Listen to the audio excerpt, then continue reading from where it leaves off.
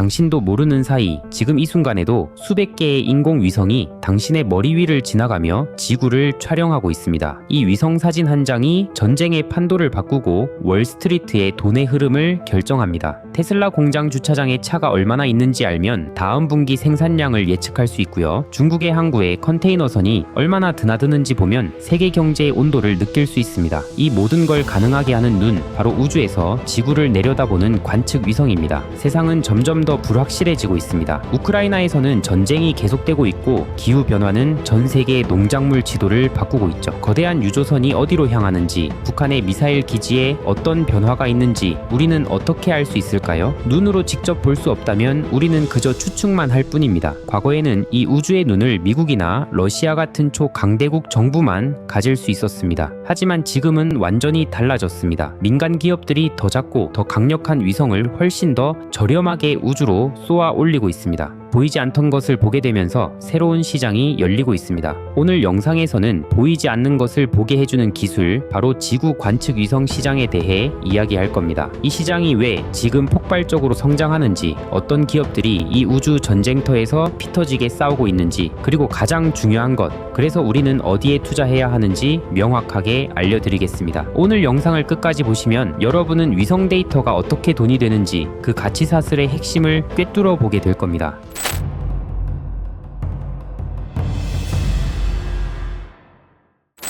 러시아 우크라이나 전쟁은 전 세계에 큰 충격을 주었습니다. 민간 위성회사가 찍은 사진 한 장이 특정 지역의 군사 동향을 파악하는 결정적 정보가 되고 전장의 흐름에 영향을 미쳤기 때문입니다. 과거에는 국가정보기관만 접근할 수 있었던 최고급 정보가 이제는 민간 시장에서 거래되기 시작한 겁니다. 하지만 동시에 새로운 문제가 생겼죠. 하늘에 떠있는 위성이 너무 많아지면서 하루에도 처리하기 힘들 만큼 엄청난 양의 데이터가 지구로 쏟아지고 있습니다. 이제는 단순히 사진을 찍는 능력이 아니라 이 데이터의 홍수 속에서 의미 있는 정보를 얼마나 빨리 찾아내느냐가 경쟁의 핵심이 되었습니다. 인공위성 시장은 생각보다 간단합니다. 세 단계로 나눌 수 있습니다. 첫째, 업스트림. 위성을 설계하고 만들고 로켓에 실어 우주로 쏘아 올리는 단계입니다. 하드웨어를 만드는 제조업이라고 생각하시면 쉽습니다. 둘째, 미드스트림. 우주에 떠있는 위성과 지상에서 통신하고 데이터를 수신하고 관리하는 단계입니다. 위성과 지구를 연결하는 다리 역할이죠. 마지막으로 가장 중요한 다운스트림. 위성이 찍어보낸 사진, 즉 데이터를 분석해서 가치 있는 정보로 만드는 단계입니다. 단순한 사진을 돈으로 바꾸는 과정입니다. 예를 들어 볼까요? 위성을 만드는 회사는 업스트림, 위성과 통신하는 지상 안테나를 만드는 회사는 미드스트림,